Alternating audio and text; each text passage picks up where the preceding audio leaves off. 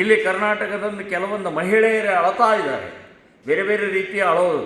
ಇವು ನಿಮಗೇ ಅವರು ಸ್ವಾತಂತ್ರ್ಯ ಕೊಟ್ಟಿಲ್ಲ. ಬುರ್ಕಾ ಹಾಕ್ಕೊಳ್ಳದೆ ಇರೋದು ಗುಂಡು ಹಾರಿಸಿದನು.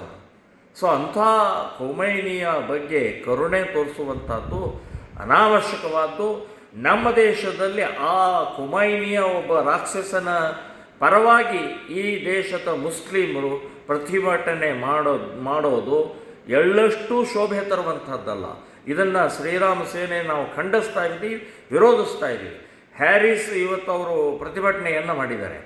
ನೀವು ಪ್ರತಿಭಟನೆ ಮಾಡೋದಿದ್ದರೆ ಎಲ್ಲರಿಗೂ ಏನು ಹೇಳ್ತೀರಿ, ಸ್ವಾತಂತ್ರ್ಯ ಮೈದಾನದಲ್ಲಿ ಮಾಡಬೇಕು, ಫ್ರೀಡಮ್ ಪಾರ್ಕ್ನಲ್ಲಿ ಮಾಡಬೇಕು ಅಂತ ಹೇಳ್ತಾರೆ. ನೀವು ಎಲ್ಲಿ ಮಾಡಿದಿರಿ? ನಿಮ್ಮ ಕ್ಷೇತ್ರದಲ್ಲಿ ಹೇಗೆ ಏನು ಮಾಡಿದಿರಿ? ಹೊರಗಡೆ ಓಪನ್ನಾಗಿ ಮಾಡಿ ಟ್ರಾಫಿಕ್ಕಿಗೆಲ್ಲ ತೊಂದರೆ ಕೊಟ್ಟು ಮಾಡಿದಿರಿ. ಸೊ ಅದ್ರ ಬಗ್ಗೆ ಮಾತನಾಡುವಂಥದ್ದಿಲ್ಲ. ಸೊ ಈಗ ನಾನು ಹೇಳಿದ್ದು ಖೊಮೈನಿಯ ಸಂಬಂಧಪಟ್ಟಾಗೆ ಕರ್ನಾಟಕದಲ್ಲಿ ಪ್ರತಿಭಟನೆ ಮಾಡುವಂಥದ್ದು ಅನಾವಶ್ಯಕವಾದ್ದು.